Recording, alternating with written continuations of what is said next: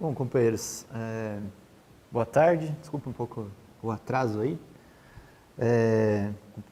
Boa tarde, pessoal que está aqui e pessoal de casa. Nós tivemos, semana passada, a palestra dada pelo companheiro João Jorge Pimenta sobre o Maio de 68 no mundo, principalmente na França, né? Que é meio que o principal país aí onde os grandes protestos, as grandes mobilizações explodiram aí, mundialmente falando. Esses protestos de 68, eles se generalizam em todo o mundo, né? E no Brasil, inclusive, os protestos eles ganham aí uma importância significativa, principalmente pelo fato de que o Brasil vivia aí, já entrava no seu 4º ano de golpe militar, ditadura militar. E o que a gente vai explicar aqui, logicamente que todos os acontecimentos que a gente vai narrar aqui a gente vai procurar ser sucinto, pegar os principais acontecimentos, mas todos esses acontecimentos eles estão relacionados com a efervescência que tinha no mundo todo naquele período, né? As coisas obviamente elas estão ligadas, não estão separadas uma coisa da outra. E assim como, inclusive, muitos latino-americanos aí influenciaram o movimento de esquerda na Europa, principalmente depois de 68, principalmente aí no que diz respeito às guerrilhas e tudo mais, o movimento de 68 na França também influenciou muito o movimento estudantil, em primeiro lugar, né? A gente vai ver por que em primeiro lugar, mas o movimento estudantil e o movimento em geral aqui no Brasil. Tanto do ponto de vista político, mas também cultural, né?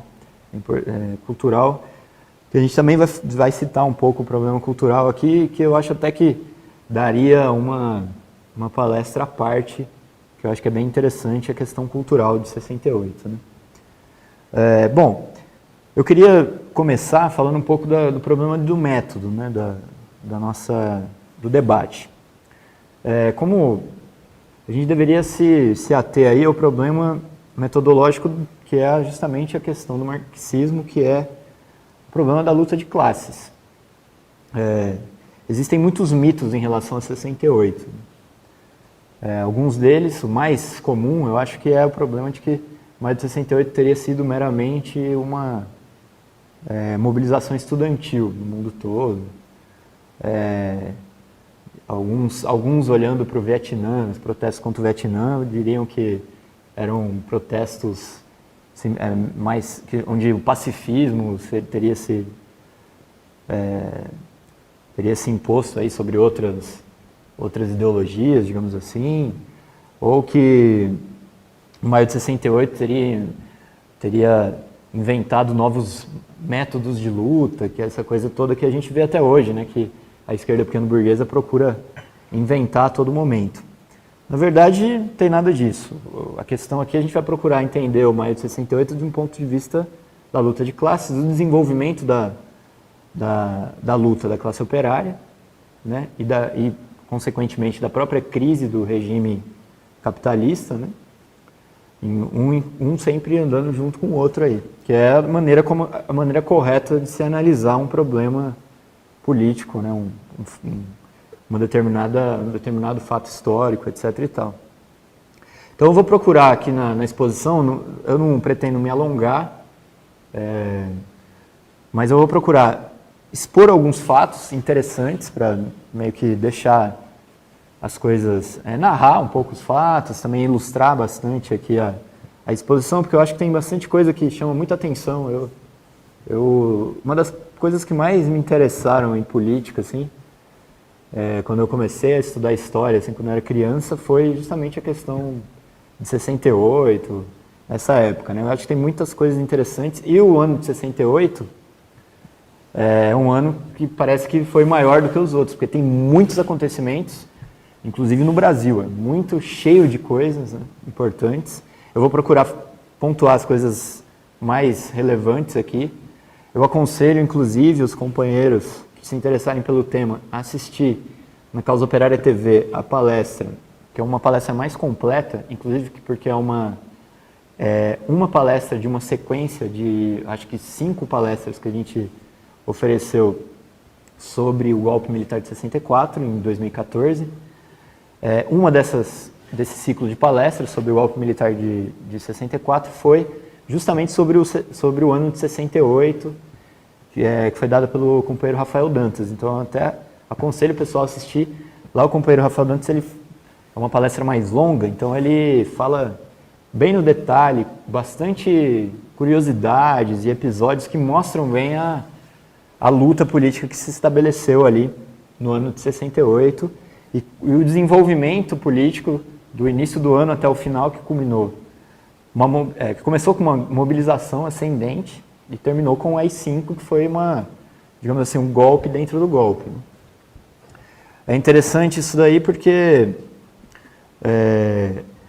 para a gente notar como a coisa foi se desenvolvendo no Brasil até que os militares tiveram que tomar uma determinada ação aí para sufocar um movimento que vinha crescendo.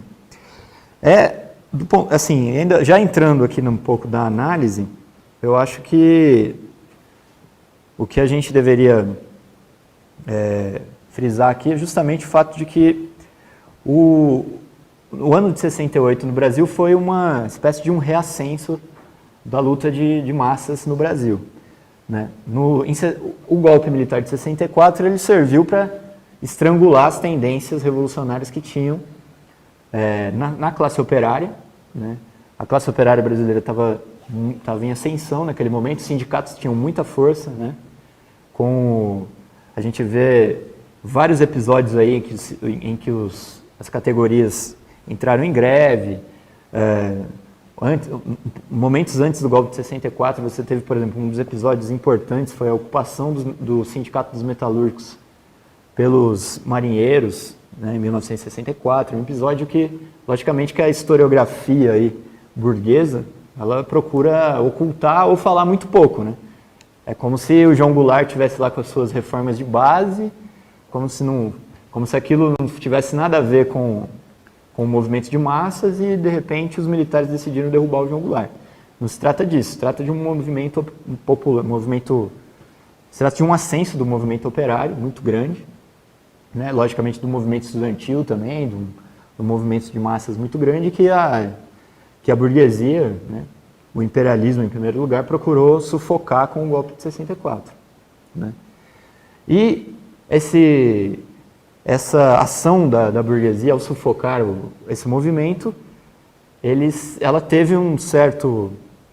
ela conquistou isso daí por um certo período. Em 68, o movimento ele volta a ter um determinado ascenso. Né?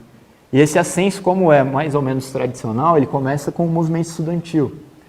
Porque uma regra no movimento de massas, que em geral, né, lógico que pode haver exceções, mas em geral o movimento estudantil e os movimentos de classe média em geral, né, logicamente ele está falando aqui de classe média, movimentos de esquerda, né, progressistas, eles tendem a se levantar primeiro contra o regime, né, porque eles têm mais facilidade de se descolar da ditadura que é o regime político capitalista. Muito mais, os estudantes, por exemplo, eles têm muito mais condições de se levantar contra o regime do que a classe operária que vive uma ditadura cotidiana dentro da fábrica.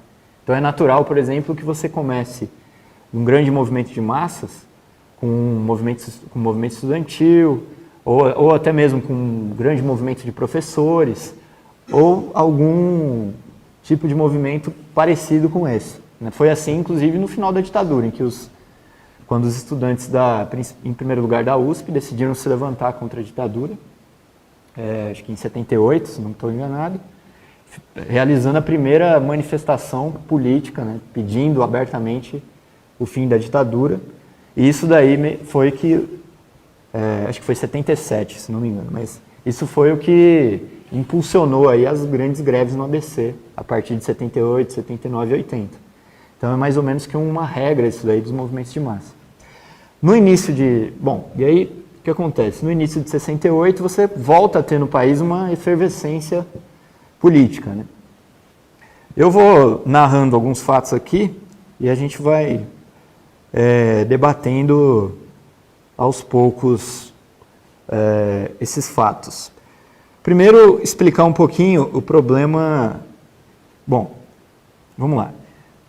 Eu acho que o primeiro episódio relevante de 68 é justamente o assassinato do Edson Luiz de Lima Souza, no restaurante Calabouço. Havia uma manifestação no Rio de Janeiro contra o aumento do restaurante. O restaurante Calabouço era uma espécie de bandejão das universidades, só que funcionava no centro da cidade e os estudantes secundaristas, em primeiro lugar, eles frequentavam esse restaurante, né? Tinham preços populares e tudo mais. Era um restaurante estudantil, principalmente. E havia um protesto ali contra o aumento do restaurante, do Calabouço. No dia 28 de março, quando se realizava esse protesto, a polícia foi enviada para reprimir a manifestação, né, o protesto, e acabou disparando aí contra o estudante Edson Luiz. Essa foto que está aqui, que aqui está meio pequeno. Mas o que acontece? Diante do assassinato do Edson Luiz, aconteceu uma enorme manifestação. Eles eles organizaram uma manifestação enorme com o corpo do próprio Edson Luiz e levaram ele até a Assembleia Legislativa do Rio de Janeiro, impedindo que o governo recolhesse o corpo, com medo do governo sumir com o corpo do estudante. Na época, o estudante tinha, acho que 20 anos. Né? Era um estudante secundarista, nascido em Belém do Pará, e estudando lá no Rio de Janeiro. E o velório do Edson Luiz foi realizado na própria Assembleia Legislativa do Rio de Janeiro. Isso aí deu lugar a um enorme ato político nos dias que se seguiram. Isso foi no dia 28, depois dia 29, o que inclusive colocou as forças de segurança, a polícia, a repressão na defensiva em relação a essas manifestações, porque havia uma enorme comoção em torno do assassinato do Edson Luiz. Esse ato, né, do assassinato do Edson Luiz e os atos que se seguiram, ele foi assim, primeira demonstração, talvez em 68, de que o movimento estava voltando a se levantar, o movimento estudantil e tudo mais. É importante isso daí porque logo depois os dias que se seguiram, os meses e tudo mais, foi o que foi gerar a mobilização para a passeata dos 100 mil, que eu vou explicar um pouquinho sobre isso daqui mais para frente, né? Essa mobilização estudantil, ela logo, menos de um mês depois da morte do Edson Luiz, em Minas Gerais, o próximo episódio importante que acontece em 68, é a greve dos metalúrgicos da siderurgia belgo-mineira em Contagem, em Minas Gerais. Eram 1.200 trabalhadores na siderúrgica, e essa greve ela pegou a ditadura de surpresa, lá em Contagem. Contagem, o pessoal conhece, é uma cidade industrial lá de Minas Gerais, né? E deixa eu ver se eu consigo aumentar a foto aqui.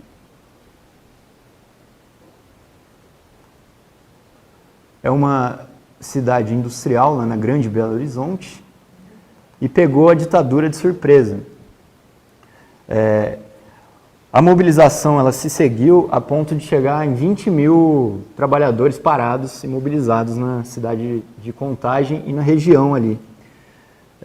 Eles tentaram, os trabalhadores eles exigiam uma reivindicação de 25% de aumento salarial.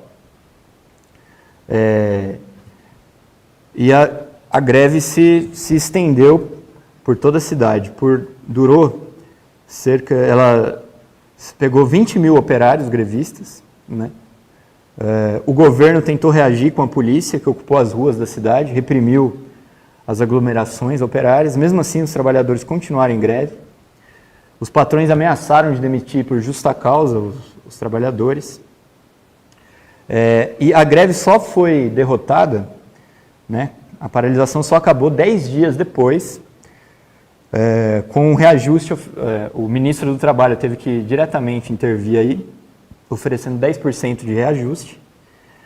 E aí o sindicato, que naquele momento era um sindicato que estava sob intervenção da ditadura, o sindicato logo aceitou o acordo para tentar parar com a greve, né? O interessante dessa greve aqui é que isso daqui é a imagem lá de uma assembleia de Contagem. O interessante dessa greve é que ela pegou a ditadura de surpresa, tanto que vocês podem ver que ela durou 10 dias e chegou a se estender aí para 20 mil trabalhadores, sendo que na siderurgia a greve começou com 1.200, né? Eu vou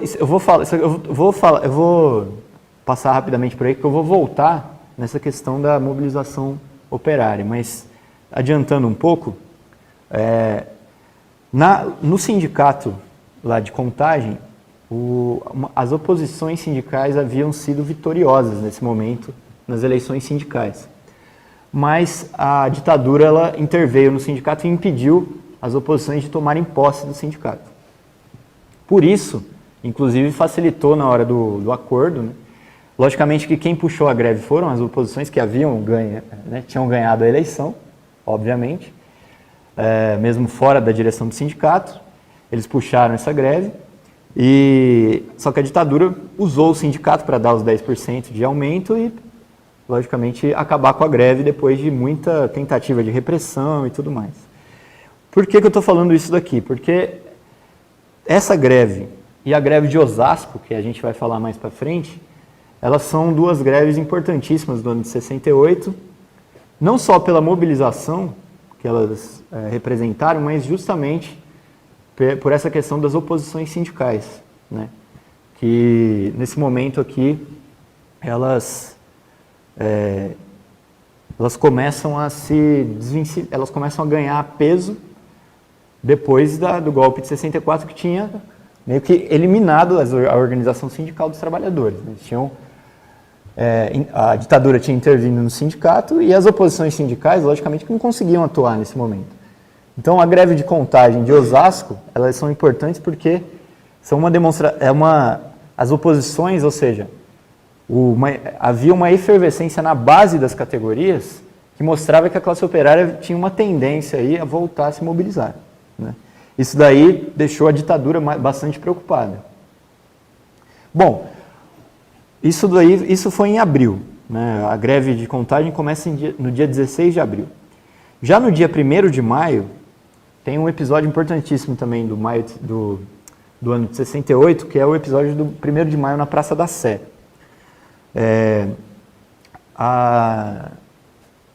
Deixa eu pegar a foto aqui para vocês. A ditadura, ela organizou um 1º de maio pelego, digamos assim. Mais do que pelego, na verdade, era um 1º de maio oficial, né? Onde participavam aí os... Como é que fala? Inclusive o governador do estado, que era da Arena, que era o Abreu Sodré.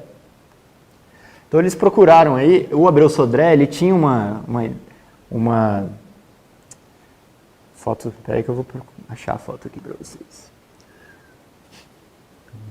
Aqui. O Abreu Sodré, caramba. Pronto.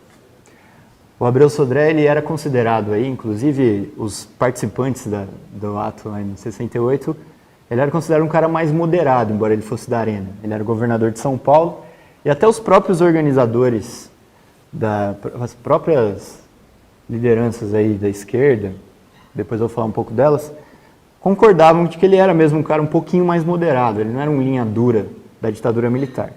Mas o pessoal considerou que era uma ofensa, uma afronta aos trabalhadores realizar um ato de 1º de maio institucional, né, com a presença do governador da ditadura e tudo mais.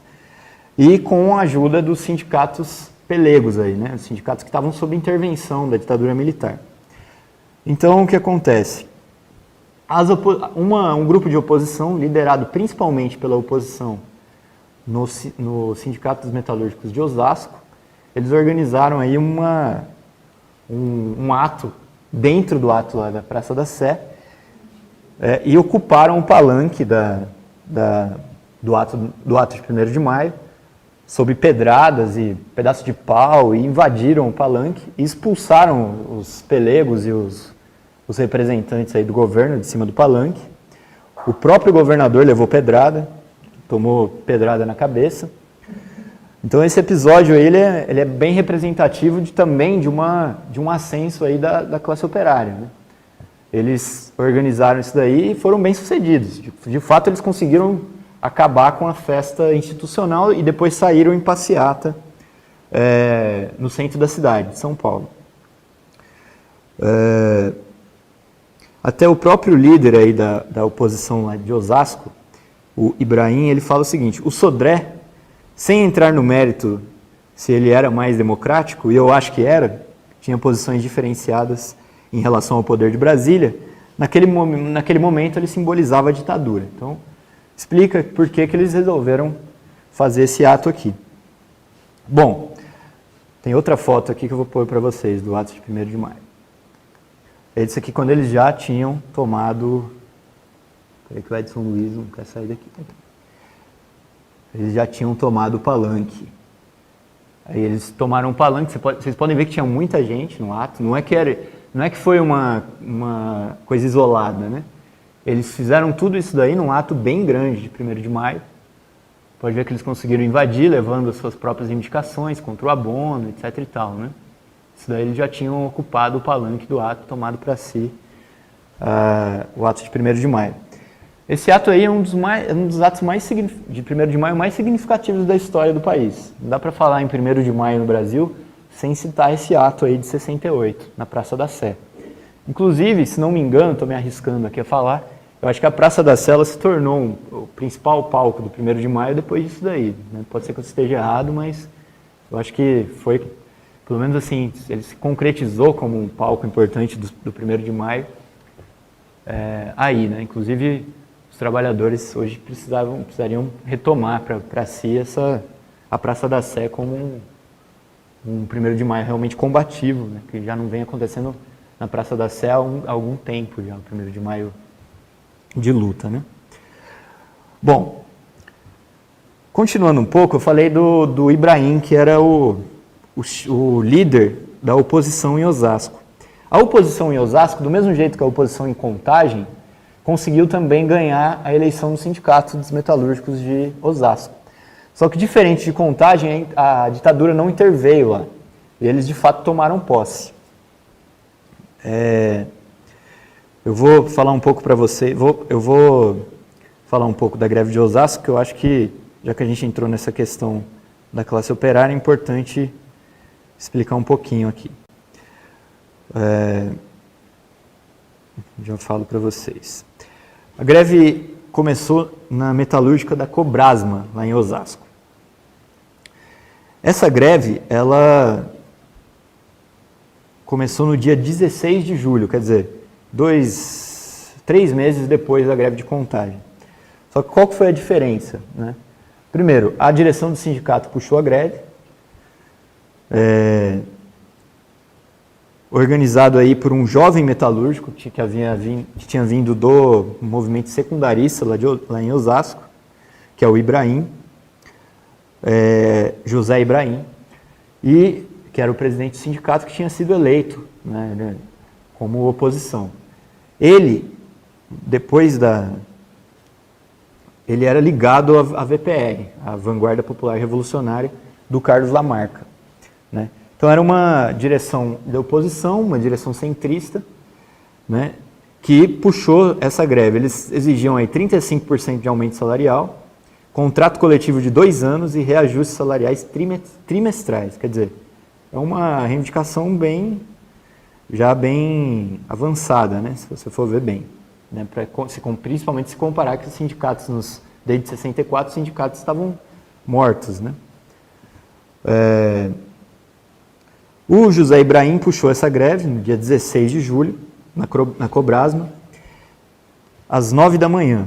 Eles tocaram a sirene da fábrica e deram início à greve com 3 mil trabalhadores lá na Cobrasma, em Osasco.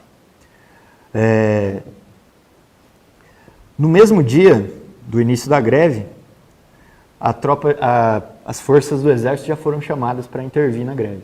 Então, o que acontece? Qual que é a diferença da greve de Contagem, mais uma diferença da greve de Contagem para a greve de Osasco? A ditadura, vendo o que tinha acontecido em Contagem, eles se precaveram, né?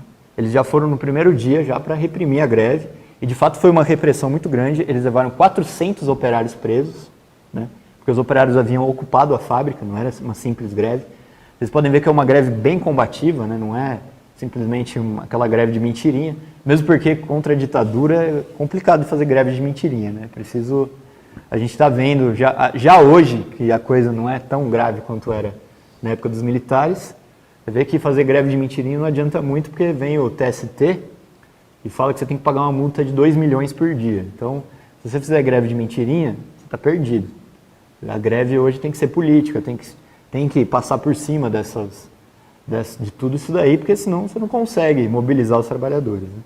Então, naquele momento ali, eles fizeram uma ocupação da fábrica, da Cobrasma, e uma greve. O Exército chegou para reprimir, foram 400 operários presos. Eu vou colocar a foto aqui do pessoal sendo preso. Ó. Oh, Deus. Bom, aqui o Exército levou o pessoal preso. Uma coisa interessante desse movimento de Osasco, né?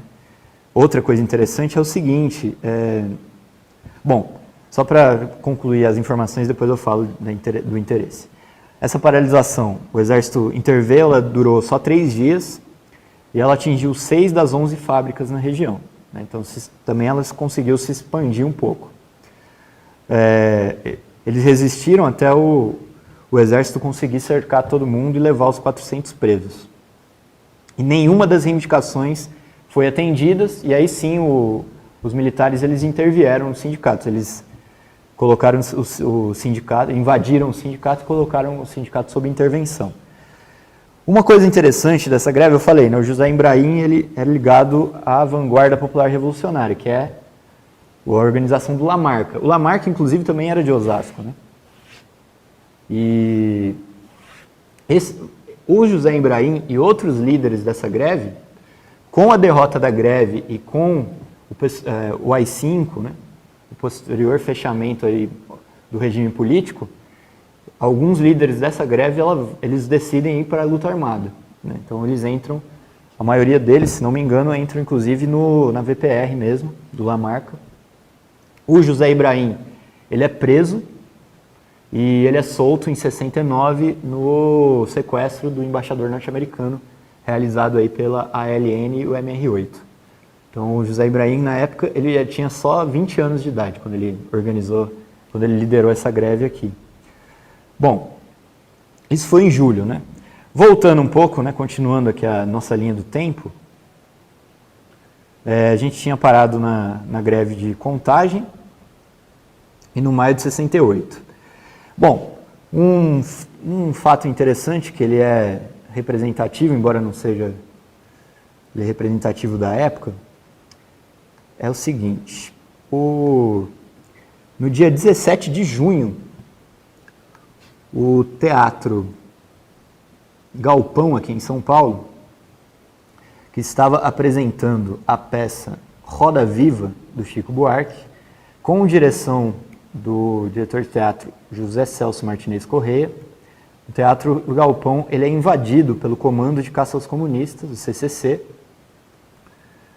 e essa é uma cena da peça, eles invadem o teatro, espancam os atores, né? Alguns inclusive atores da Globo, que hoje são da Globo e tudo, são atores famosos, espancam o pessoal e tocam o terror dentro do teatro, quebram o cenário e tudo mais, e vão embora depois.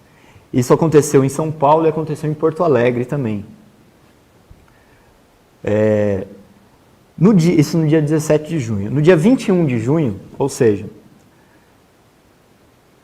já quase 2 meses, não, 3 meses depois da morte do Edson Luiz, é realizado aí um episódio que ficou conhecido como Sexta-feira Sangrenta, no Rio de Janeiro. O movimento estudantil, eles saem às ruas, né, e enfrentam a polícia militar. Eles saem às ruas decididos aí a enfrentar a polícia, promovem um quebra-quebra, a polícia leva uma boa costa também. Não, nesse caso aqui é bem interessante a história, não vou conseguir citar muito, senão a gente vai perder muito tempo, mas vale a pena. Dia 21 de junho, Sexta-feira Sangrenta.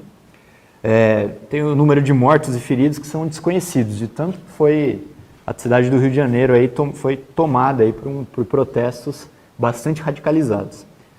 Isso no dia 21 de junho. No dia 26 de junho, acontece um dos acontecimentos mais importantes aí do ano de 68 no Brasil, que é justamente a passeata dos 100 mil, que é a foto que está, para você que está em casa, é a foto que está aqui atrás, e para você que está aqui no auditório, eu já vou colocar aqui uma das fotos.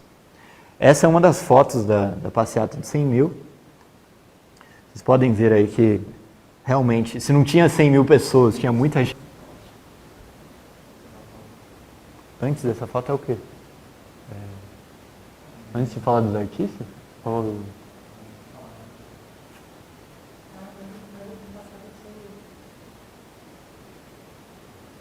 eu falei da faixa, já tinha ido?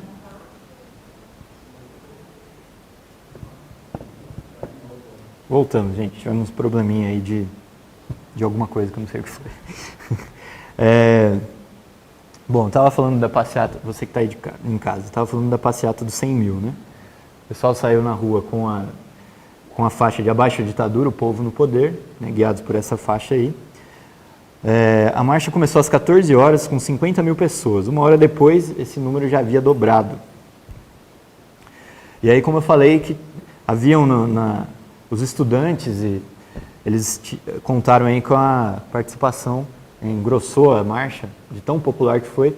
Tinha artistas, intelectuais e tudo mais, né? Eu mostrei essa foto, falando aí, é uma foto que mostra o Chico Buarque, mais ao centro, do lado do Chico Buarque, né, na nossa esquerda, de óculos ali, o José Rodrigues, que é também compositor e cantor, ao fundo o Vinícius de Moraes, na direita aqui a Joyce, que também é cantora e compositora.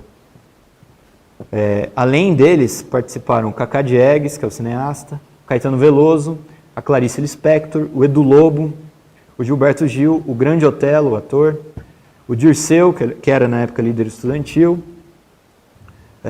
o Luiz Travassos, que também era líder estudantil, a Marieta Severo, atriz, o Milton Nascimento, a Nana Caymmi, a Nara Leão, a Norma Bengel, atriz, o Paulo Altran e a Tônia Carreiro, né, os dois últimos atores também. O que é interessante é isso, né? Vocês veem que quando uma mobilização ela chega desse tamanho, né, com uma adesão desse porte, mostra que a situação política ela tende aí a uma virada importante, né? Então,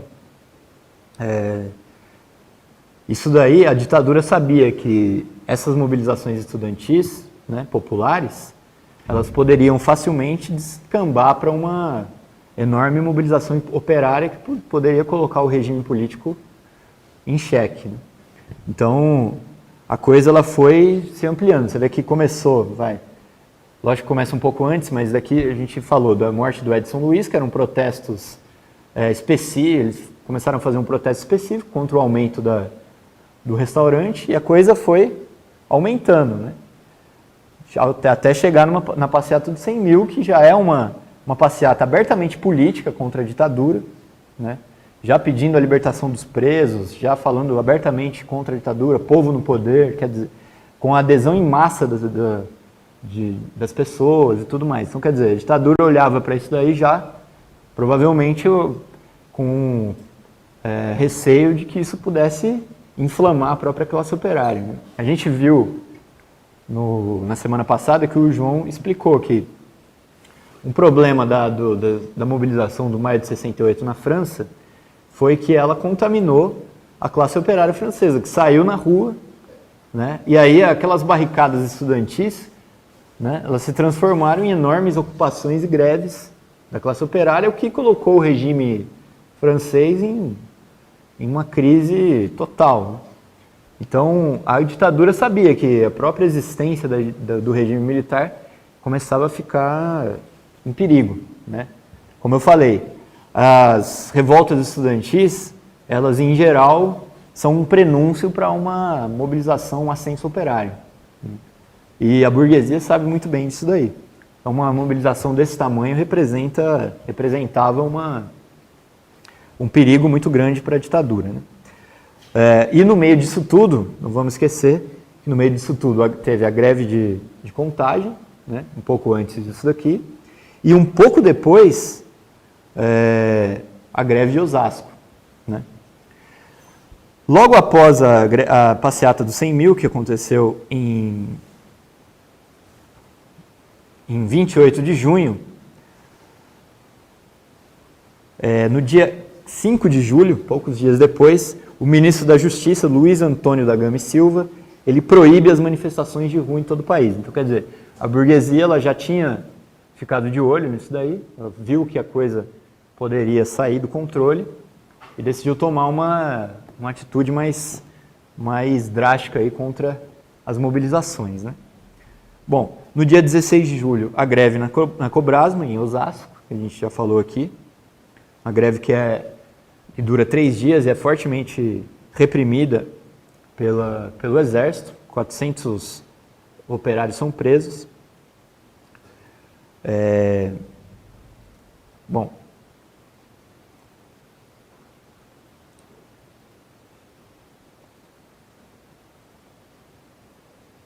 sim.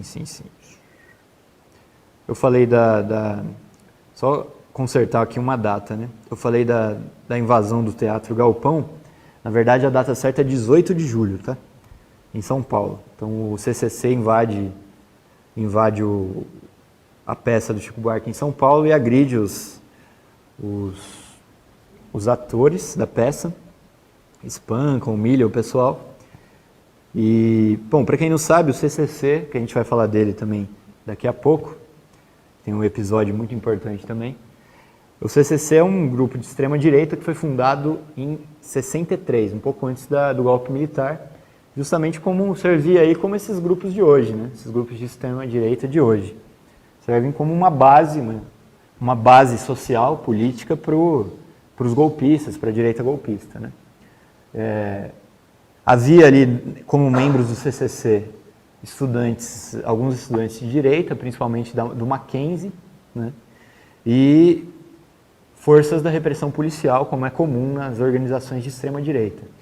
Forças da repressão policial, membros da TFP, que é outra organização de extrema-direita, que é a Tradição, Família e Propriedade. Então, quer dizer, era um pessoal bem bonzinho, né? Como a gente vê esses elementos de hoje em dia de extrema-direita que são hiper covardes, né? Uma coisa interessante é o seguinte, eu lendo um pouco sobre isso, um dos participantes aqui, eu peguei uma declaração de um dos participantes do CCC, que era o coronel, né, vejam bem, Coronel Luiz Elvésio da Silveira Leite. Ele disse que o CCC fez uma reunião em 68 mesmo, e eles decidiram fazer ações, né? E aí o grupo tomou eles tomaram a decisão de intensificar suas ações, e a reunião, vejam só, foi feita no Centro de Informação do Exército, né? Quer dizer, esses grupos de extrema-direita, como a gente fala, são grupos diretamente ligados ao Exército, né? Às forças de repressão do Estado. E nessa reunião, olha só o que o coronel Luiz Elvésio disse. Ele fala: resolvemos agir contra a esquerda. Definimos qual o campo mais fraco e decidimos que era o setor do teatro. Então, quer dizer, o Teatro Galpão foi o primeiro. Quer dizer, eles, como bons fascistas, covardes, né, eles foram atacar em primeiro lugar o pessoal do teatro, das artes, porque eles acharam ali que era um pessoal mais vulnerável. De fato, né? O cara está lá representando no teatro, como que ele vai se defender, né? O que mostra, inclusive, que explica um pouco também, eu acho que é importante a gente falar, que os artistas precisam tomar uma posição política bem clara, porque isso daí, eles não estão muito longe de estarem imunes à ação da extrema-direita e do golpe, porque justamente, o cara falou abertamente, eles eram o setor mais fraco, então eles atacaram esse setor, porque eles não podem se defender, etc e tal, né? Eu vou falar um pouco mais do CCC, porque tem um episódio da Maria Antônia, eu vou chegar lá. Bom, no dia 29 de agosto, o campus da UNB, ele é invadido pelas tropas do Exército. Isso também é um episódio importante, que marca aí o ano de 68. Eu não vou conseguir falar aqui, mas logicamente que essas mobilizações estudantis que aconteciam em São Paulo, principalmente São Paulo, no Rio de Janeiro e em Brasília, né, elas se espalharam pelo país inteiro, né, não é uma coisa localizada, são mobilizações realmente massivas, né. A gente participou, por exemplo, em 2007 das ocupações na USP. Aquela ocupação, que é muito menos do que isso daqui, aquela ocupação ela se espalhou pelo Brasil inteiro. O pessoal que participou, que estava lá, a gente estava lá junto, a ocupação durou 51 dias e durante praticamente um ano a ocupação da USP ela repercutiu nas universidades, principalmente nas universidades públicas do país inteiro. Então você teve ocupações no estado de São Paulo todo e no país todo, nas federais e tudo mais. Então imagina se a ocupação da USP em 2007, que ainda, né, um ano, ainda um período de refluxo do movimento, essa ocupação se espalhou, né, esse movimento se espalhou no Brasil todo, imagina um movimento desse tamanho aqui, de levante dos estudantes contra a ditadura militar e tudo mais, o que não causou no país inteiro. Então a UNB é um caso desse. O Exército invade a UNB depois que os estudantes mobilizados lá tinham ocupado a universidade, né? E nessa invasão, a ditadura militar some com o corpo some, né, com o Onestino Guimarães, e que dá nome hoje ao DCE da UNB, que o Onestino Guimarães, militante estudantil lá da Universidade de Brasília. Bom, isso foi em 29 de agosto já, estamos chegando para o final do ano. No dia 3 de setembro, esse é um fato importante, pelo que ele representa no momento em que acontece, mas pelo que vai representar depois.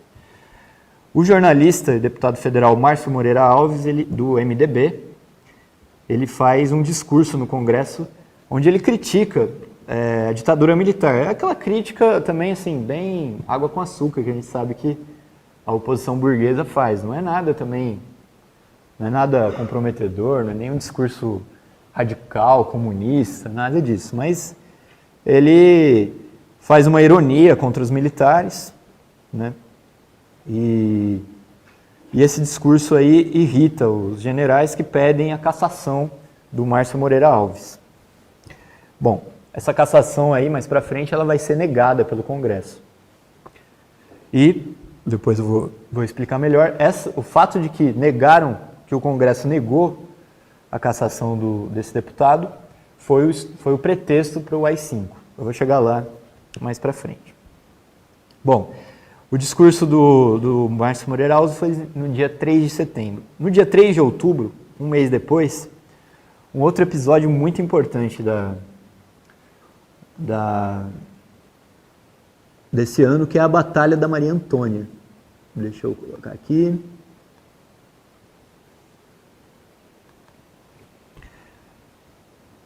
Batalha da Maria Antônia. Isso daqui é uma coisa assim preciosa.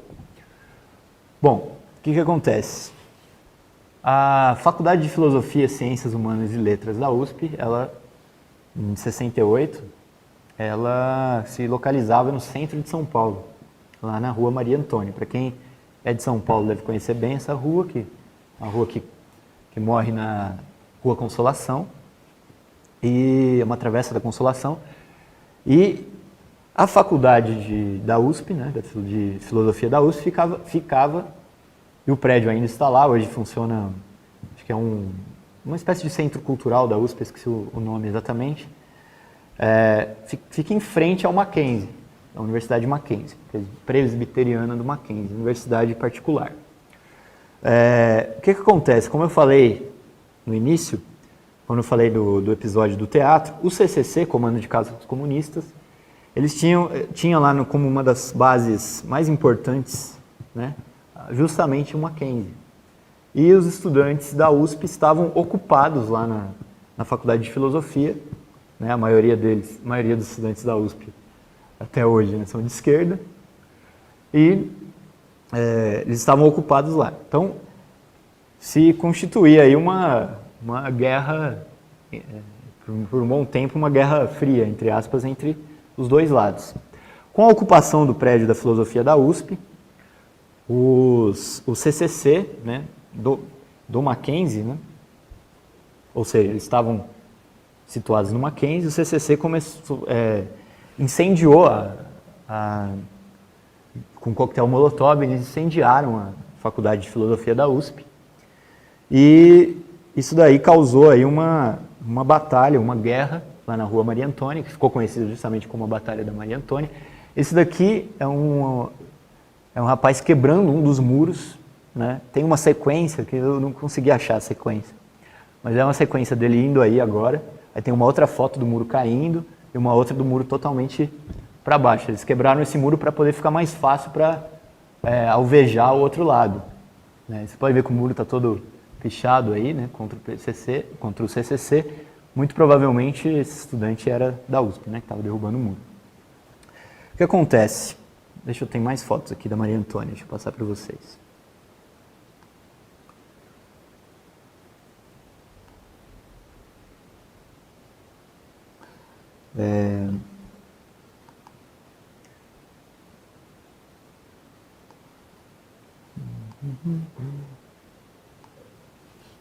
Bom,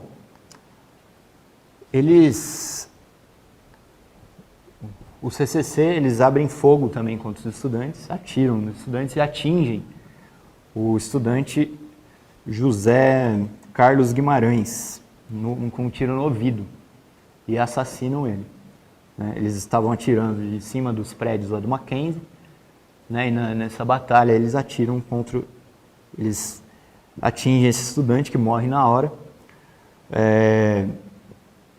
Dizem aí que, pelas informações que eu peguei, quem atirou no José Carlos Guimarães foi o Osni Ricardo, que é um membro do CCC e informante da polícia. Uma curiosidade, tem alguns caras que fazem parte do CCC que vocês conhecem bem, por exemplo, o Boris Casoy, ele era do CCC. Então vocês veem aí que são pessoas assim, não é à toa que ele xinga gari, né, ao vivo, essas coisas são... porque ele tem escola, né? Bom, diante do assassinato do José Guimarães, a Batalha da Maria Antônia ela se transforma aí numa enorme mobilização nas ruas de São Paulo, porque a gente conhece a direita, né? Eles intimidam, eles vêm armados e tudo mais, só que na medida que começa uma mobilização de verdade, a direita se encolhe. Então, os estudantes da USP, diante do assassinato, eles saíram carregando o corpo do José Guimarães pelas ruas de São Paulo, desceram ali a Consolação, foram para a Avenida São João, né, tomaram as ruas no meio dos carros e tudo mais. E, nesse momento aqui, o líder dessa mobilização é um cara conhecido aí, né, que é o José Dirceu. Esse daqui é o José Dirceu. Ele era um líder estudantil na época, ele era presidente da UEE de São Paulo, União Estadual dos Estudantes de São Paulo. E ele está discursando aí na mobilização, no ato, né, que tomou conta das ruas de São Paulo, com a camisa do José Guimarães, né, cheia de sangue. Essa foto é muito famosa, muito histórica, né? E, bom, esse episódio aí mostra que as coisas elas estavam mais um episódio que mostra que a coisa estava saindo do controle da direita, né? Logicamente, nem preciso dizer que a repressão, né, os militares ficaram olhando tudo isso daí, né, toda a agressão do CCC contra os estudantes da USP, ficaram olhando aí sem fazer nada, lógico. Afinal de contas, o CCC é uma cria de dentro do Serviço de Informação do Exército, né? E com o assassinato do José Guimarães, teve também companheiros aí da USP, feridos com ácido sulfúrico, os caras jogaram ácido sulfúrico no pessoal e tudo mais. Com a mobilização, a lógica que a direita se encolheu, porque eles sempre se encolhem, como eu falei, e os estudantes também se confrontaram com a polícia, que, obviamente, quando saíram na rua, a polícia reprimiu os estudantes que estavam protestando contra esse assassinato, mais esse assassinato aí da direita, né? Bom, uma coisa interessante aí é que eu estava falando do CCC, né? Eu falei do Boris Casoy, né? Não, já falei, tudo bem. Depois, bom, isso foi no dia 3 de outubro. Logo no dia 15 de outubro, acontece outro fato muito importante em 68, no Brasil, que é o Congresso de Ibiúna da UNE.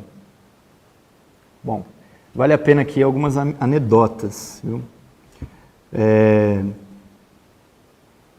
Eu vou contar, depois eu leio a anedota. É o seguinte: diante da ditadura e com o movimento estudantil voltando a se mobilizar, como eu falei, os estudantes se organizaram aí para tentar retomar a UNE. A UNE, que tinha sido também, assim como as organizações sindicais, tinha sido destruída aí pelo golpe militar, né? Tinha sido totalmente desorganizada e tudo mais. Então, os líderes estudantis decidiram realizar o Congresso da UNE, 30º Congresso da UNE Nacional, na cidade de Ibiúna, que fica aqui perto de São Paulo, 70 quilômetros de São Paulo. Esse congresso começou no dia 12 de outubro. E, segundo dados aí, reuniu entre 700 e 1.000 pessoas. As principais lideranças do congresso eram justamente o José Dirceu, o Vladimir Palmeira, que era um líder estudantil do Rio de Janeiro, o Luiz Travassos, que era o presidente da UNE na época, e o Jean-Marc von der Weyde, que é também um líder estudantil lá do Rio de Janeiro. Bom, o que é interessante disso daqui? O Congresso da UNE, que começou no dia 12 de outubro, ele foi... 2 dias depois ele foi descoberto entre aspas, né? Eu vou explicar. Descoberto pela polícia e que levou aí quase 1.000 estudantes presos. Vou pôr uma foto aqui para vocês verem.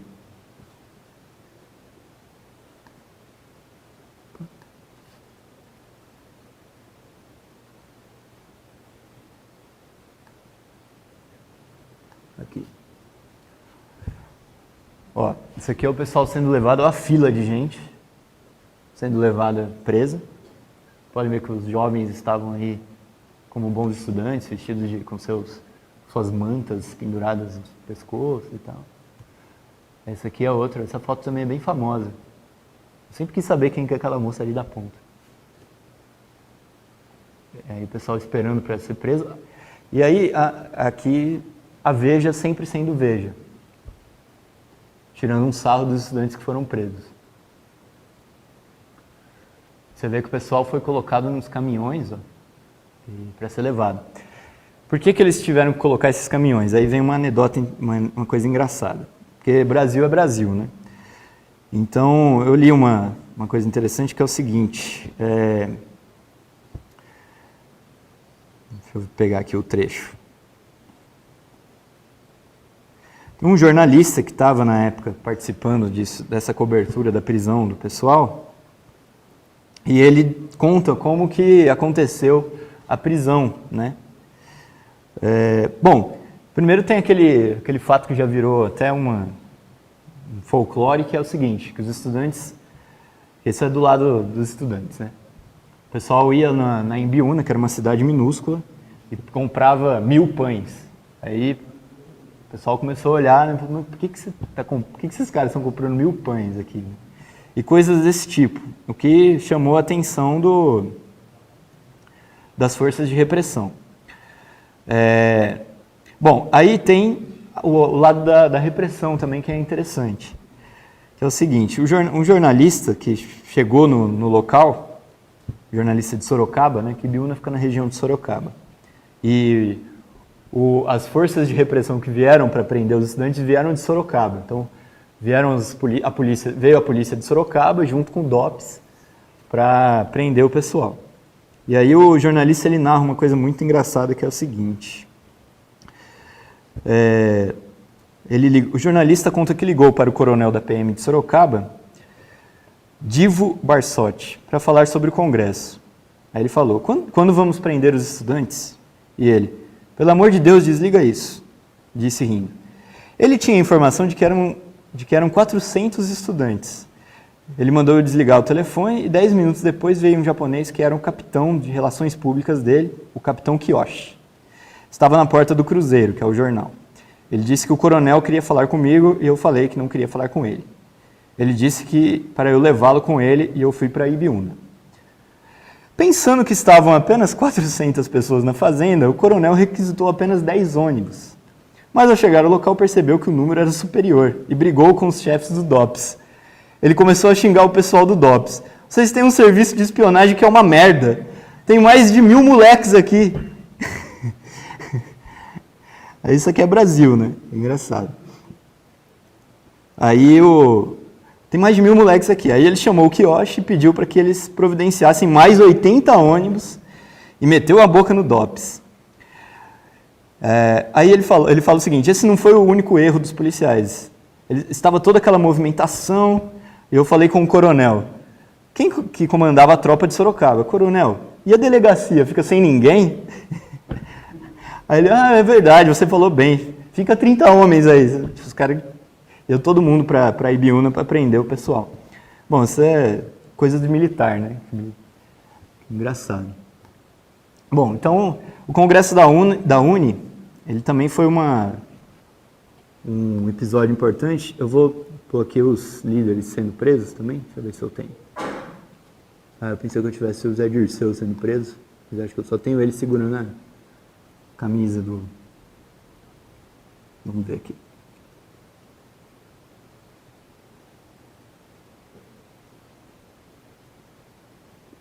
Não. Bom. Outro fato interessante também, rapidamente, é que o Congresso ele não foi descoberto só pelo problema aí dos pãezinhos, que é mais um folclore, né? Mas porque a polícia colocou uma infiltrada no movimento estudantil para namorar o José Dirceu, ficou conhecida aí como uma maçã dourada. E ela namorou o José Dirceu por um tempo e José Dirceu e segundo ela mesma, não foi nem tanto o José Dirceu, mas o próprio pessoal que andava no meio do movimento, que acabou também entregando um pouco de como seria o Congresso, né? E o José Dirceu descobriu que ela era infiltrada porque ela foi mexer numa arma, foi manusear uma arma, e ela era super boa de manusear a arma, né? Aí o José Dirceu falou para o pessoal investigar e descobriram que ela era uma infiltrada. O pessoal, expulsaram ela e tudo mais, lógico. Deram uma prensa e mandaram ela embora. O que fica aí também, vamos aproveitar que eles fazem isso ainda hoje, tá, gente? Não vamos pensar que isso é coisa da época da ditadura, que a gente viu aí recentemente o tal do Balta, né, se infiltrando naquela mobilização que teve lá, logo que teve o golpe, que prendeu aí alguns estudantes, alguns jovens. Capitão do Exército. Bom, então o Congresso da Uni também foi um episódio muito importante aí, que meio que ele já acontecendo no final do ano, né, 15 de outubro, ele já é meio que o desfecho desse ascenso que começava a se desenhar no país, né, desse reascenso da classe operária, do movimento popular que começava a se redesenhar aí depois do golpe de 64. Então, quando eles prendem o pessoal da UNE, estrangulam as lideranças, Zé Dirceu, Vladimir Palmeira, o Travassos e tudo mais, meio que isso daí acaba de fechar o ascenso. E a ditadura, né, vendo que a coisa, aproveitando o momento aí de baixa desse movimento, em 13 de dezembro, o Costa e Silva, então presidente, que tinha tomado posse no ano anterior, ele decreta o AI-5, Ato Institucional número 5. O pretexto foi aquele discurso do Márcio Moreira Alves, que eu tinha falado, e a recusa do Congresso em caçar o deputado, né? E o Costa e Silva decreta aí o AI-5. É interessante que é o seguinte, essa daqui é a mesa que decretou o AI-5. Tem alguns ministros aí, alguns deles estão vivos, tipo Delfim Neto, por exemplo, que era ministro da Economia, eu acho. E aí esses bonzinhos aí dos generais, dos militares, decretaram o AI-5. Com o AI-5, a gente pode dizer que o AI-5 ele foi uma espécie de golpe dentro do golpe, né? Como eu tinha falado. Se o golpe de 64 serviu para estrangular aquele movimento, o movimento operário que estava em ascenso naquele momento, né, impulsionando inclusive toda aquela mobilização do governo nacionalista do João Goulart e tudo mais, né? Você vê em 64 o cartaz, faixas de operários, falando, meio que assim, exigindo do João Goulart que avançasse mais, né? A reforma de base, essa coisa mais era uma aparência do João Goulart, né? Para tentar justamente responder a esse movimento operário que estava em ascenso naquele momento, né? Então a ditadura, percebendo que a coisa ia sair do controle, a ditadura, o imperialismo, a burguesia, deu o golpe militar de 64 para estrangular esse ascenso operário, destruir as organizações operárias e populares, as organizações estudantis. E isso daí durou até 68. Em 68, quando a coisa começa, a mobilização começa a ressurgir, né, eles fazem o AI-5 para estrangular de vez esse ascenso, né? Então, a gente pode dizer que é um golpe dentro do golpe. E aí a gente poderia perguntar, né? Até o companheiro Rui, até hoje de manhã, ele explicou no finalzinho da análise isso daí que é bem interessante. Por que, então, se havia um ascenso, por que o movimento operário, o movimento estudantil não conseguiu efetivamente derrotar a ditadura? O ponto principal nesse caso aqui é justamente o fato de que a classe operária, que começou a se levantar com a greve de Contagem de Osasco, a ditadura, eles estavam isolados, né? Esse ascenso ele não conseguiu sair, evoluir de um ascenso estudantil para um ascenso da classe operária de fato. Então essas greves que tiveram em Contagem e Osasco acabaram ficando isoladas aí, não foi um movimento que se ampliou por todo o país, né? Diferente do que aconteceu na França, inclusive, que a classe operária saiu à rua e tomou para si o movimento, colocando o regime político na França totalmente em xeque, né? Bom, é importante aqui também explicar esse problema um pouco rapidamente, a importância desses... Embora esses movimentos, essas duas greves tenham sido isoladas, elas têm uma importância, elas têm bastante importância, porque ali, né, elas mostraram qual que era o caminho para uma greve contra a ditadura, né? E elas garantiram também que as oposições sindicais, elas não morressem totalmente, né? As oposições sindicais, elas já é um movimento antigo, né, no sindicalismo brasileiro, desde antes de 64. Com o golpe de 64, ele desmantela isso daí, e em 68, essas oposições elas voltam. Com o AI-5, novamente, os líderes das oposições sindicais, eles acabam tendo que ficar na clandestinidade, etc. e tal. Mas existe aí uma continuidade dessas oposições sindicais para o que depois vai ser o ascenso operário de 78, 79 e 80 no ABC, né? Então, essas greves de Contagem de Osasco, elas são importantíssimas para mostrar o caminho para as greves que vieram depois, que efetivamente derrotaram a ditadura, né? Os operários aprenderam com a experiência dessas duas greves de 68. Então, é muito importante aí. Eu aconselho, inclusive, o pessoal a entrar na revista Textos, online, do partido, e ler lá as teses sobre o sindicalismo do PCO, que explica esse problema das oposições sindicais, toda a sequência, né, o processo, aí, o desenvolvimento das oposições sindicais no país, né? Bom, só para terminar, eu queria falar um pouquinho, só para agora mais curiosidades, né? A situação política, ela estava tão...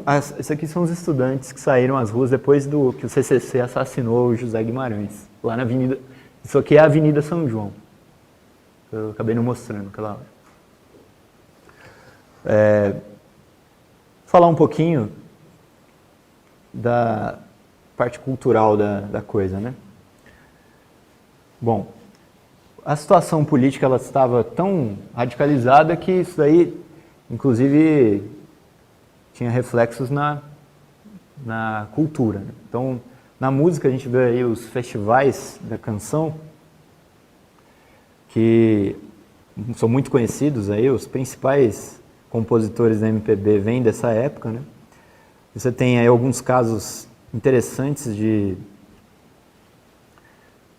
radicalização política na cultura também, né? Que tem o caso do Maracanãzinho, no Festival Internacional da Canção da Globo, e a final desse festival foi a música Pra Não Dizer Que Não Falei das Flores, do Geraldo Vandré, que é justamente dessa foto aí, e a música Sabiá, que era do Chico Buarque com o Tom Jobim.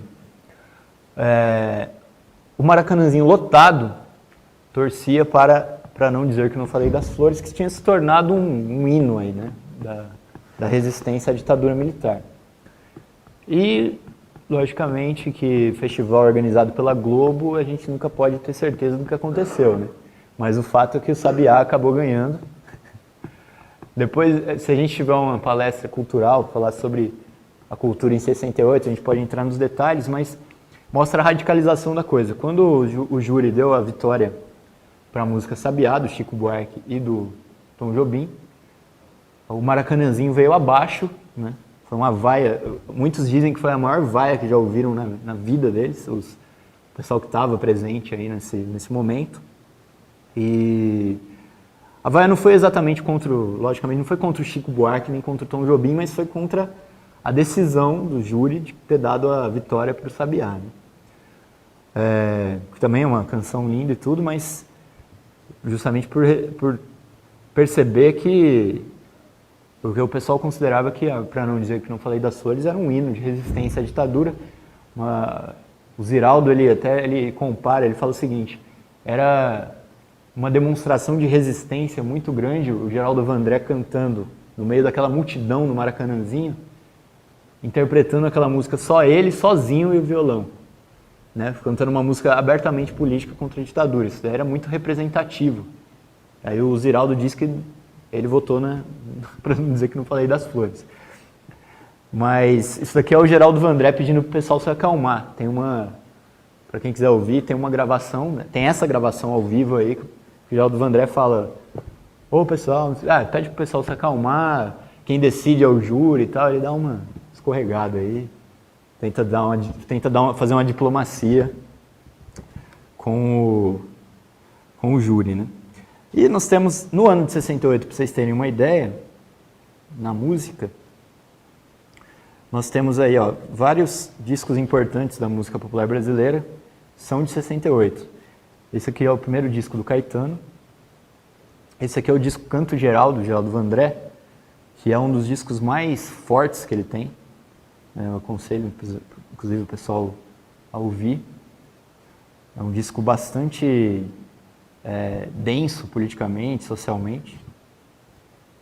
Esse aqui é o volume 3 do Chico Buarque de Holanda, que também é de 68. Nesse disco aqui tem o Roda Viva, que é a música que o Geraldo Vandré apresentou no festival de 67, se não me engano.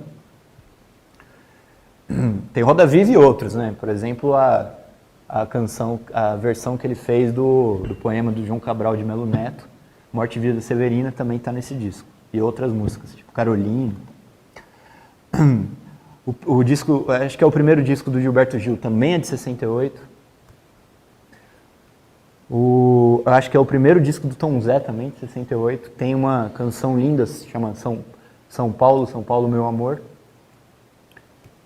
que ganhou o Festival da Record de Música Popular Brasileira, do ano de 68, se não me engano. Bom, além disso, aqui Os Mutantes também, o primeiro álbum dos Mutantes é de 68 também. E o álbum Tropicália, né, também de 68, que reunia aí vários desses que eu falei. O Gilberto Gil, o Caetano, o Tom Zé, Os Mutantes, o Nara Leão, tá aí também. Acho que o Rogério Duprá, que era o maestro.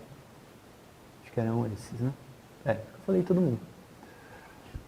E, bom, Tropicália, assim, eu não vou entrar nos detalhes aqui, porque tem muito debate sobre isso, mas, bem ou mal, Tropicália é considerado um dos maiores discos do mundo, né, de todos os tempos, não é só do Brasil. Um dos discos mais importantes internacionalmente falando da música. Bom, além de... Aqui é o Chico e o Tom Jobim assistindo a interpretação da música Sabiá. Nossa, agora eu esqueci o nome das duas moças que interpretam. Meu Deus. Perdão as duas moças, se elas ainda estiverem entre nós. Cibele e... É parecido, né, o nome de uma da outra. E... Isso daqui não foi no dia da vaia, porque no dia da vaia o Chico Buarque não estava aqui. Ele estava na Itália. Então... Bom, outra coisa também, por exemplo, em 68, que é o auge também do cinema brasileiro, né? O filme Terra em Transe é de 67, mas evidentemente que ele faz mais... Ele explode aí em 68, né, do Glauber Rocha. Então o movimento do cinema novo aí ganha uma expressão importante. Também o movimento do cinema novo, o João Silva faz várias colunas sobre isso, eu aconselho. Mas só para citar, o cinema novo também é um movimento cultural dessa época no Brasil, que é também considerado um dos movimentos na área do cinema mais importantes internacionalmente também, né? Então, toda essa expressão política, toda essa radicalização política, ela se expressa na arte de maneira direta, né? Uma coisa está bem relacionada à outra. Bom, gente, eu vou encerrar aqui, senão vai ficar muito tarde.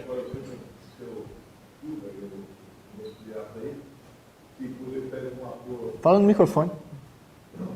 Espera aí que a gente já vai abrir, o Irapuã, aí a gente... Eu devia ter avisado, né?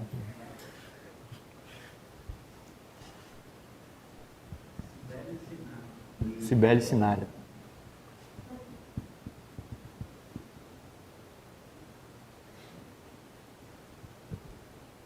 Bom, a gente vai agora abrir para as perguntas. O companheiro Irapuã vai falar aqui.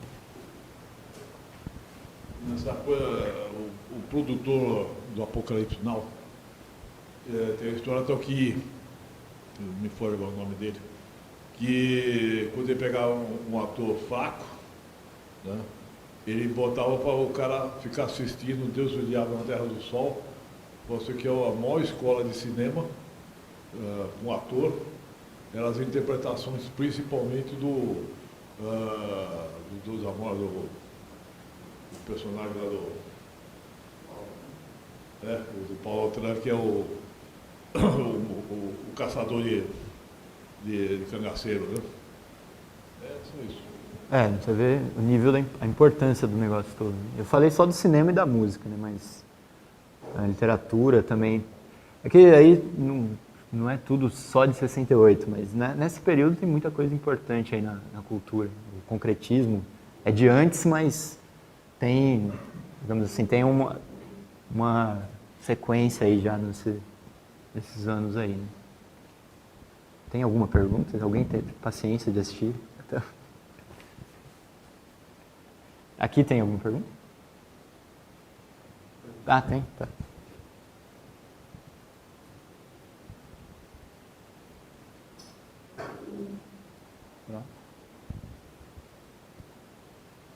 Tem algumas perguntas, na verdade. Qual foi o pretexto para o AI-5, o pretexto oficialmente? Oficialmente foi oficial mesmo. Foi o discurso do Márcio Moreira Alves, o deputado federal do MDB. Ele fez um discurso que não tinha nada demais. Ele ironizou os militares.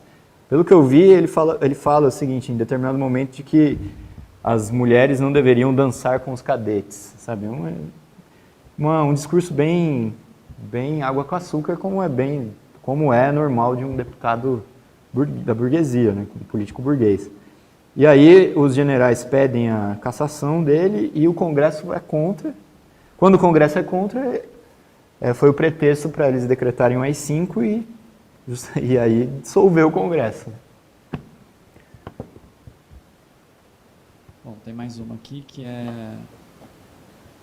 foi por causa da Batalha da Maria Antônia que a USP se transferiu a FEFELESH do centro para o campus Butantã?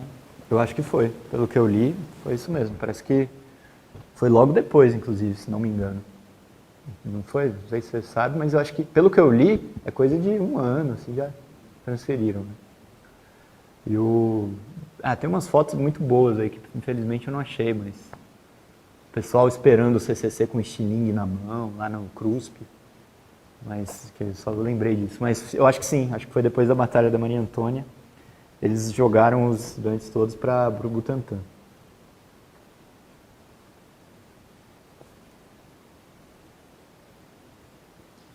Tem mais uma.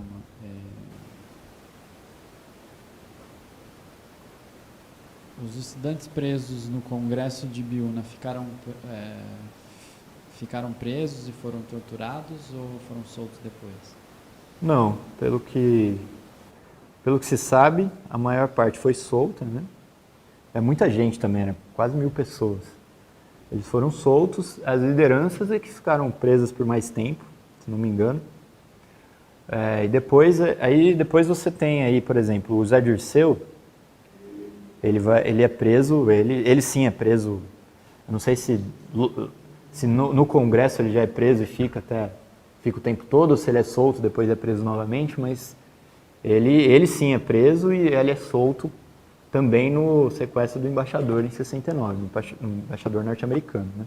Então assim, principalmente as lideranças, agora eles não deixaram os 1000 estudantes presos nem nada. Eles desmantelaram o Congresso, prenderam e o pessoal não ficou lá preso. Aí tem que ver os detalhes, né? Pode falar 1000 estudantes, nenhum foi torturado? Não sei, é difícil saber. Né? Realmente não vi isso daí. Pergunta aqui do auditório.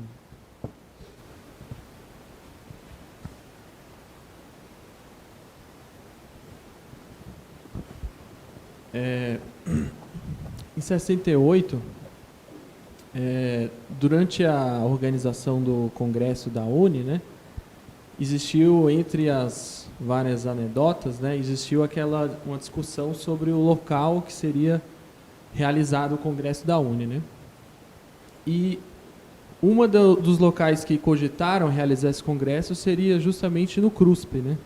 Porque ele era de fato um centro ali de organização e de mobilização dos estudantes, né? Na época ele era uma ocupação, né? Uma moradia estudantil gerida pelos estudantes, né?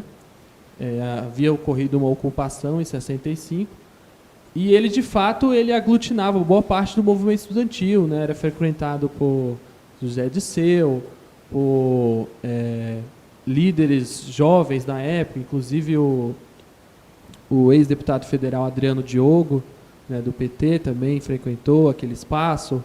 Muitos estudantes que depois acabaram ingressando na guerrilha também moravam ali, né? E aí eles acabaram decidindo fazer em Ibiúna, né? Mas é uma questão que é um pouco incompreensível, né, a gente pensando hoje, né? Por que realizar o Congresso em Ibiúna sabendo que eles ficariam ali bem vulneráveis, né, para a ditadura?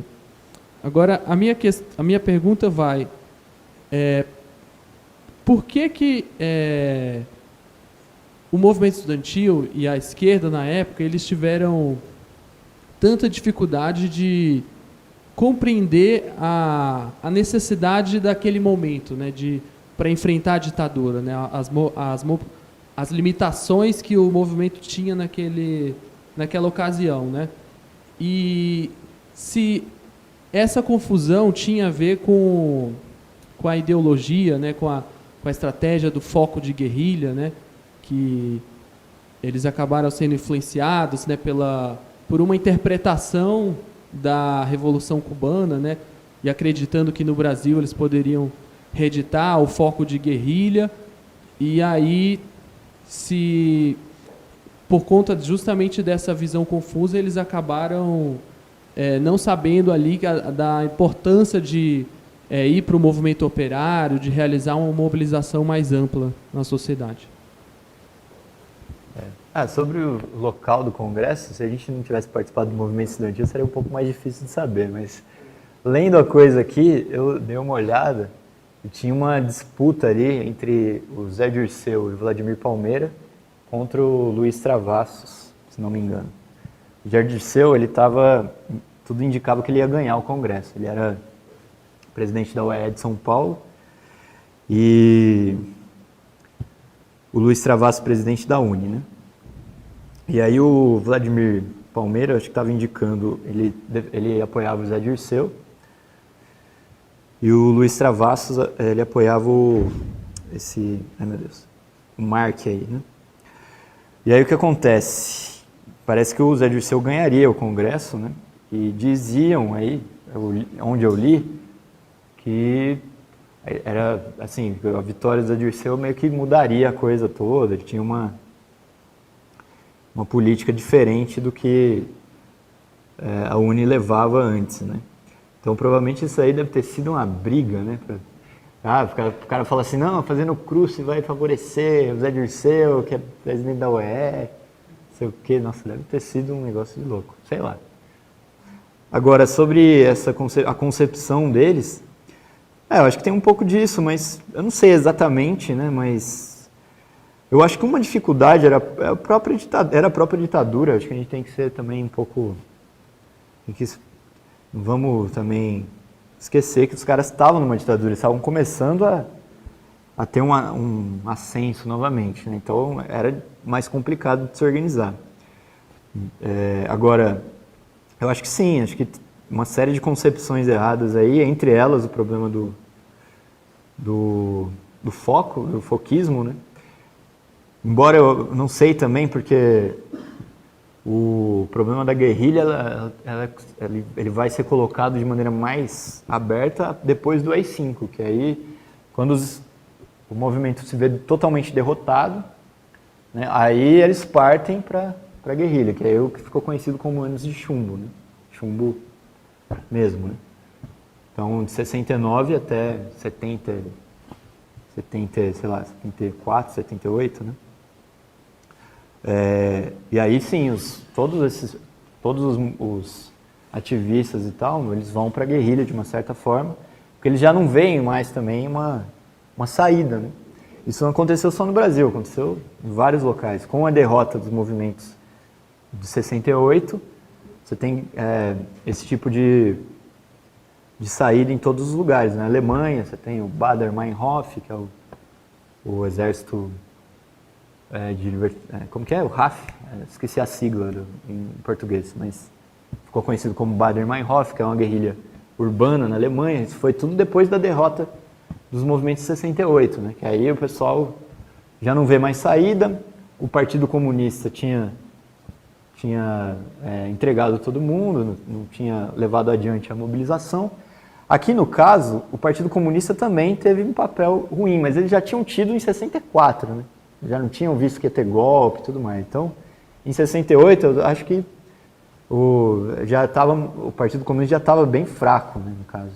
Já tinha sido colocado ele já tinha tido os deputados cassados, acho que em 67, todos os deputados do Partido Comunista. Né? Então, agora, lógico, é todo parte desse mesmo processo de desilusão. O cara olha, tinha lá os partidos comunistas, vê que não teve uma reação, não teve nada, o pessoal vai para outro caminho. Né? Isso é. E aí, em 69, tem aí se desenvolve a VPR do Lamarck, a LN, a MR8, todas essas organizações guerrilheiras, né? Que já é embora a gente defenda aí o fato de que são militantes abnegados e tudo mais, é uma medida desesperada, né? Tipo, eles já não viam mais como derrotar a ditadura de um ponto de vista de uma organização, né, operária, vamos fazer um trabalho devagar e tal, mas foram por uma medida desesperada, né, como é bem típico das organizações de esquerda pequeno-burguesas, acabam eles tomando uma atitude errada, né?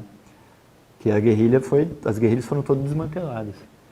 E eu acho que sim, também tinha essa influência. Acho que é um pouco disso daí, né? A dificuldade do fato de que era ditadura e essas concepções erradas aí. Eles não tinham essa influência toda no movimento operário, né?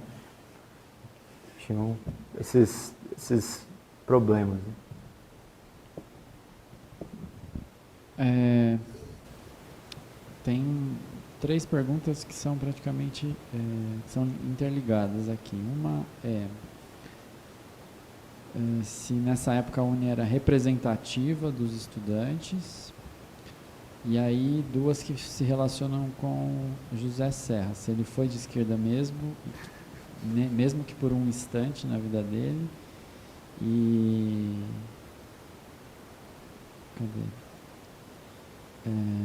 e se direitistas como Serra hoje eram de esquerda na época, como acontece esse processo?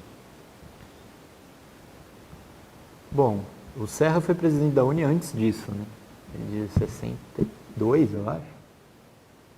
Mas ele... 64? Mas é antes disso daqui, né? Ainda a UNE existia, bom, de esquerda. Era de esquerda, né?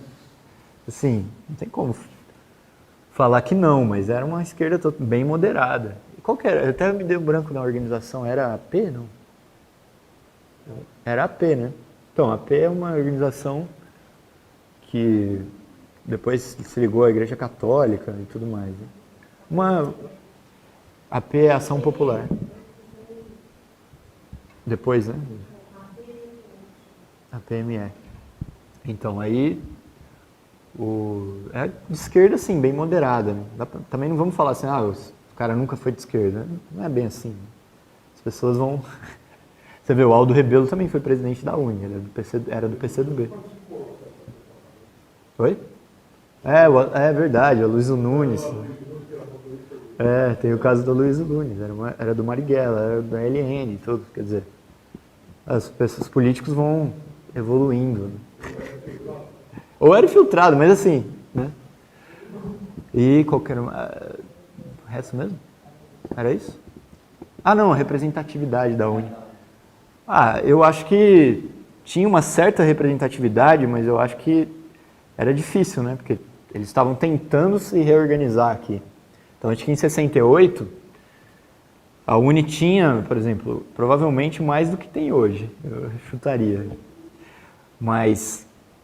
ainda o problema é que elas estavam tentando se reorganizar. Então você tinha esses líderes estudantis aqui, que de fato a gente pode discordar ou não deles, da política deles, mas dá para ver pela participação que eles de fato tinham uma liderança entre os estudantes, entre esse movimento.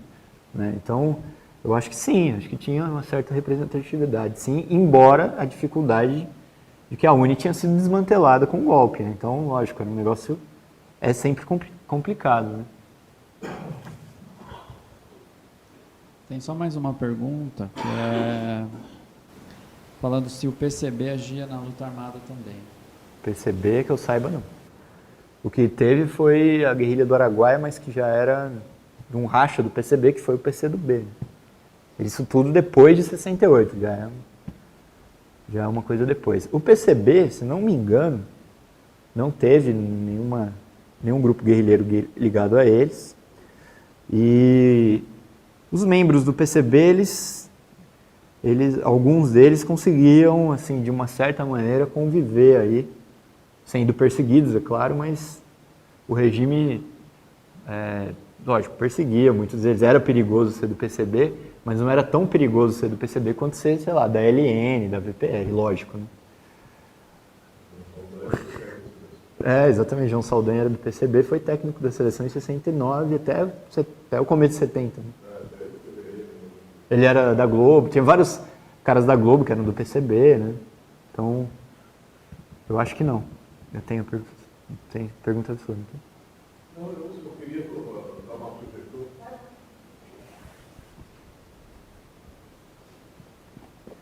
Então, eu queria só dar uma sugestão de um programa, num debate tal, só direcionado tal à guerrilha. Né? Até porque eu tenho várias informações contraditórias. Né? Avaliações que eram corretas, que, por exemplo, a guerrilha do Araguaia foi derrotada porque eles não acreditaram que o Cabo Anselmo fosse um agente filtrado. E aí desencadeou toda a repressão dos anos 70, quando eles queriam só começar a aparecer a partir de 77, quando eles já teriam todo um trabalho realizado com todos os campesinos. Né? E alguns companheiros que eu tenho, então, do PCdoB afirmam então, que se isso tivesse acontecido, provavelmente eles teriam virado tipo uma Farc. Né? Poderiam não ter derrotado o regime, então mas estariam no combate há muito tempo, ter estabelecido uma outra norma. Então eu acho que seria interessante fazer um programa específico sobre o debate, sobre esses acontecimentos que, para a história brasileira, uma elite joga para debaixo do pano, porque ela é fundamental com todas as grandes revoltas populares brasileiras. Acho uma boa sugestão. Não eliminando a sugestão, que eu acho boa, mas só por enquanto tem a palestra do companheiro Rui sobre o Lamarca e o Marighella. Só procurar na Causa Operária TV. Marighella e Lamarca, né? Quantos anos? É uma comemoração de anos não sei se de nascimento ou de morte do Marighella e do Lamarca. E aí ele explica um problema, um pouco essa questão da guerrilha, né? E de fato tem muita polêmica, né? Porque o próprio PCdoB, existe a polêmica porque o próprio PCdoB não apoiou a guerrilha do Araguaia, né? Que existia uma divisão. Para não rachar o partido, eles fingiram que apoiavam e deixaram o pessoal na mão. Né? Isso também é uma polêmica que corre bastante aí. Né? Sem entrar no detalhe aqui, mas... Tem mais alguma coisa? Não tem. Bom, beleza.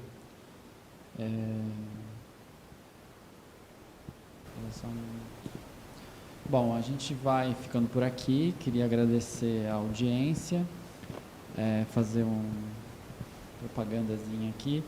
Esse daqui é o mais novo lançamento da Edições Causa Operária, que é o livro do companheiro Rui Costa Pimenta, Golpe de Estado no Brasil, Balanço e Perspectivas. O livro está sendo finalizado, esse daqui já é um protótipo, ele vai ficar com essa cara aqui, mais ou menos esse formato, mais ou menos 300 páginas, e vai ser lançado no dia 22 de julho desse ano, no segundo dia da Conferência Aberta dos Comitês de Luta contra o Golpe, que vai ocorrer aqui em São Paulo, com a presença do companheiro Rui Costa Pimenta. A gente já está fazendo a pré-venda do livro nessa versão física e também digital. Quem tiver interesse, entre em contato pelo número que a produção vai colocar na descrição do vídeo. O livro ele vai fazer toda uma análise do golpe de 2016, desde do primeiro governo Lula, passando pelo Mensalão, passando pela Primavera Árabe, os golpes na América Latina, as manifestações de 2013 e também fazendo um balanço, uma análise da crise da ditadura, da criação da CUT e da criação do PT. Muito interessante, vale a pena. Também sobre o tema, indicar a própria Causa Operária TV, que a gente tem um acervo bem grande. O Henrique falou dessa palestra que o companheiro Rui Costa Pimenta deu se eu não me engano, em 2014, sobre o Marighella e o Lamarca e o movimento guerrilheiro no Brasil. E também indicar alguns filmes de 68 que eu fiz algumas colunas no ano passado, falando de filmes que tratavam do ano de 68 aqui no Brasil. É só procurar na playlist dos colunistas ao vivo da Causa Operária TV. Foram quatro filmes que foram falados. Barra 68, que é sobre a invasão do Exército na Universidade de Brasília. Projeto 68, que é um curta-metragem documental também pequeno, que fala de 68. Calabouço, 1968, que é um documentário muito interessante sobre o assassinato do Edson Luiz e dá detalhes de como que o movimento estudantil secundarista se organizava em 68, a história do próprio restaurante Calabouço. E Manhã Cinzenta, que é um curta-metragem de ficção,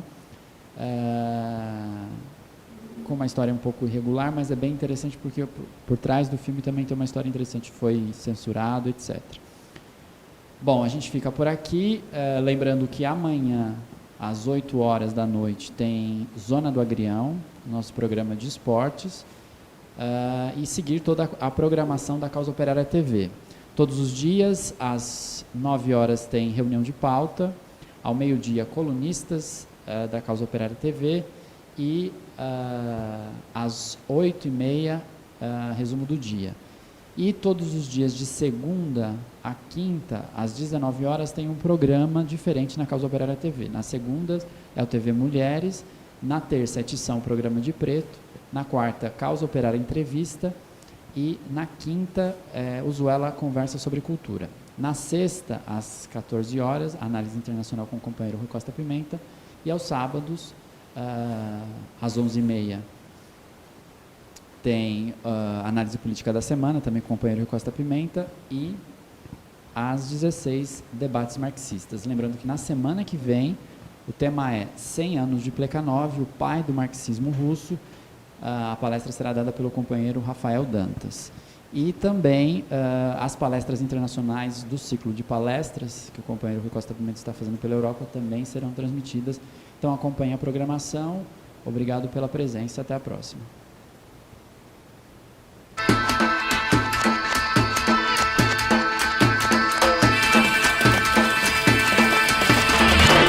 Olá, nós da Causa Operária TV queremos uma TV que fique 24 horas no ar, para rebater todo o monopólio da imprensa golpista. Para isso, precisamos do dinheiro, precisamos da sua contribuição. Para contribuir, é só entrar no link que vai aparecer aqui na descrição e contribuir com quanto puder e o quanto quiser. É isso daí.